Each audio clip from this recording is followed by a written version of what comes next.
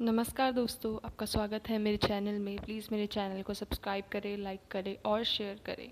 तो आज जैसा कि हमने पिछले एपिसोड में देखा था, अनुपमा की सगाई हो रही थी। वहाँ पे तोशु को सच्चाई पता चल जाती है, तो तोशु काव्या से मिलने और उससे बात करने जाता है। तो आज हम देखेंगे, जब तोशु काव्या के घर जाता है, उसे कन्फ्रंट करता है, तब काव्या बिना ही वहाँ काफ़ी बेशर्म होके उसे सब कुछ सारी सच्चाई बता देती है बिना किसी डर के, और कहती है कि अगर तुम्हें बताना है तो बता देना, और उसे गेट आउट कहती है और वो चला जाता है।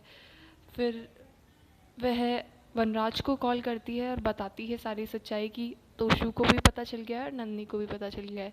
तो वनराज उससे कहता है कि तुमने मुझे पहले क्यों नहीं बताया, अगर तुम मुझे ये पहले बता देती तो मैं ये हैंडल कर लेता। तो वह कहती है कि, और वह उसको इसका भी ज़िम्मेदार ठहराता है कि अगर उसकी फैमिली को कुछ भी हुआ तो उसकी ज़िम्मेदार सिर्फ वह ही होगी। और वो गुस्से में फ़ोन रख देता है। इस पर काव्या को याद आता है कि कहीं उसको ऐसा डर लगता है कि कहीं तोशु गुस्से में जाकर सबको सच्चाई ना बता दे। इस पर वो सोचती है कि कहीं गुस्से में आकर तोशु ने सच्चाई बता दी और वनराज से शादी के लिए मना कर दिया तो वह क्या करेगी। पर वो कह सोचती है कि मुझे अच्छा ही सोचना चाहिए और मेरी शादी हो जाएगी। फिर वनराज जब अंदर आता है तो वह बैठता है। इतने में जो साइनव है वो उसे कहता है कि तोशु को पता चल चुका है। तो वनराज कहता है उसे पता है। तो वह कहता है कि इससे पहले कि पूरे परिवार को पता चले आप अपनी गलती सुधार लीजिए और ये सच कभी नहीं छुपेगा, और आप तब क्या करेंगे जब ये सच्चाई बाहर आ जाएगी। इस पर वनराज कहता है कि वह हैंडल कर लेगा। तो साइनव कहता है कि घर को जलाने के लिए एक चिंगारी ही काफ़ी होती है। इतने में इतने में वह वनराज देविका को देखता है, जिसकी नज़र हमेशा वनराज पे ही है। और फिर वह नंदिनी को देखता है, फिर वह साइनव को देखता है, फिर तोशु को देखता है। घर में 4 लोग हैं जिनको उसकी सच्चाई पता है।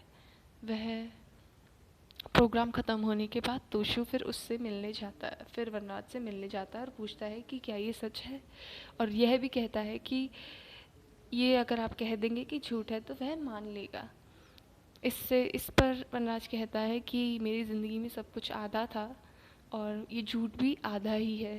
तो वह कहता है कि उसका अफेयर काव्या से पहले था, पर अब काव्या उसके ब्लैकमेल कर रही है शादी करने के लिए। वह चाहती है कि वह उससे शादी कर ले, वह उसका पागलपन हो गया है।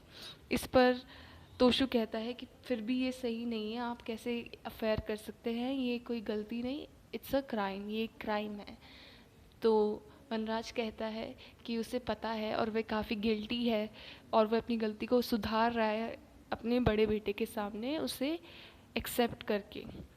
तो वह आखिरकार तोशु को समझा लेता है और तोशु ये मान लेता है कि उसका और काव्या का अफेयर था, अब नहीं है, और काव्या उसे ब्लैकमेल कर रही है। तो तोशु उसे एक सांत्वना देता है, कहता है कि आप और माँ की शादी धूमधाम से होगी, लेकिन मैं काव्या की शादी आपसे नहीं होने दूंगी। इधर अनुपमा चाय लेके आ रही होती है और वह गिर जाती है। ये आवाज़ सुन के तोशु और वनराज दोनों जाते हैं। उन्हें डर लगता है कि कहीं उसने वह बातें तो नहीं सुन ली, लेकिन वह नहीं सुन पाती। तोशु अपनी माँ के लिए काफ़ी बुरा फील कर रहा होता है, इसलिए वह अपनी माँ के साथ चला जाता है। इतने में वनराज काव्या को फ़ोन करके कहता है कि इसने सब कुछ हैंडल कर लिया है। इस पे काव्या कहती है कि मुझे पता था तुम सब कुछ हैंडल कर लोगे, और वैसे कहती है कि उसे कल शादी के लिए 8 बजे ही निकलना होगा। इस पर वनराज कहता है कि ये कैसे पॉसिबल है, और बा भी उसको कह देती है कि हल्दी लगने के बाद कोई लड़का घर से बाहर नहीं जाता और उसकी रस्में भी 8:30 से शुरू होगी। तो तभी अनुपमा वहाँ चाय लेके आती है। तो वह अनुपमा को अंदर लेके जाता है और कहता है कि उसकी मीटिंग है और उसका जाना ज़रूरी है, अगर वह नहीं गया तो उसकी नौकरी पे बात आ सकती है। ये सुन के अनुपमा कहती है कि वह सब संभाल लेगी, और वनराज कहता है कि वह 9 बजे तक आ जाएगा। नेक्स्ट एपिसोड में ये दिखाया गया है कि वनराज शादी के लिए जा रहा होता है और काव्या मंदिर पहुंच जाती है और वह ये कहती है कि देखा अनुपमा, मैंने कहा था ना कि तुम मेरा मंगलसूत्र छीन लोगी, पर मैं तुम्हारा पति छीन लूँगी। तो ये कल के एपिसोड में होगा। अब देखते हैं आगे क्या होता है।